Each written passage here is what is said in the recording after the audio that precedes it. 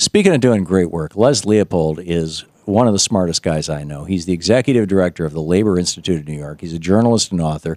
And his latest book, this is an amazing title, but it's perfect. It's just perfect. How to Make $1 Million an Hour, Why Hedge Funds Get Away with Siphoning Off America's Wealth. Les Leopold, welcome back to the program. Thank you so much for having me. Thanks for joining us. How do you make $1 million an hour? You have to cheat. Basically, that's what it comes down to. Maybe some don't, but I think a majority do. But it's a form of cheating that the risk of prosecution is pretty much zero, isn't it? It's very hard to catch them. Some of what they do actually is legal, some is borderline, and a lot of it is way over the line.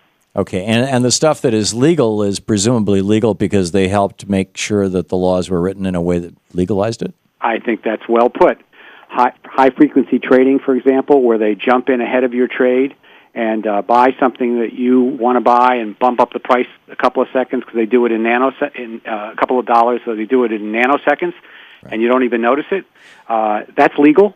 So in other words, wait a second. If I own stock and I have it with one of these electronic or any brokerage firm, and I say, I'd like to buy 100 shares of Apple, or 1,000 shares of Apple, or 1,000,000 shares of Apple, depending on who I am. I mean, with me, it would be 10 shares of Apple. I don't even think it would be 10. Apple's pretty damn expensive. But in any case, I want to buy 100 shares of Apple. I place that order with them, and you're telling me that before they execute that order, they buy some Apple stock. The price goes up so that they sell it to me at a higher price, and then they sell it. How does it work? Here's what they do. They set up their computers right next to the stock exchange, so right, they get the price in nanoseconds before all the other brokerages in the world. Right, and it's not just me buying Apple stock. It's 100,000 people all at once. Who's ever out there. Yeah. They can, when they see an order coming, they jump in and buy it and then resell it back to you for a few pennies more per share. And they do this again and again, like 1 million times an hour. Half of the stock market, at least, some say up to 80%, are high-frequency traders. And they make from $5 to $20 billion a year doing this. Just skimming off our trades. Skimming it off. It's like a hidden tax. And there's no redeeming virtue to this whatsoever. They say it brings liquidity to markets. That's garbage. What they're doing is milking all the rest of the investors without producing any value. One guy said he hadn't had a losing day in 5 years, right through the crash. Not a losing day in 5 years. Nice work if you can get it. Yeah, really. And he said the longest he held a stock, was 2 seconds. Wow. And now the National Nurses United and a number of other groups are out there calling for what they call the Robin Hood tax. We had a tax, correct me if I'm wrong on my dates here, but I think it started during the Spanish-American War, like in 1898, and ended in 1964 or 66. It was kicked up in 1935 by Franklin Roosevelt in order to help pay for the Securities and Exchange Commission and Joe Kennedy's salary. But we basically had this like 0.1% tax on every stock traded, and that generated a fair amount of money. And in fact, when we did away with it in the 60s, the rationale for doing away with it was generating hundreds of millions of dollars, and it didn't cost that much to run the SEC. Do I have that right? Yes, you do. Okay. And what would happen if we brought this tax back? These guys are saying you bring this tax back, you basically put these high-frequency traders out of business. Oh, you put the high-frequency traders out of business, and you generate enough revenue, I estimate, so that every kid in this country could go to a public college, 2-year, 4-year graduate school free, tuition free. We could eliminate the debt problem for young people going to college. No more student debt. And all we have to do is stop what is being done by what, maybe 30, 40 people on Wall Street, or is this a very much larger industry? It's probably larger than that. Let's say it's 10,000 people or whatever, but still it's a very small number who run these games. Right. Amazing.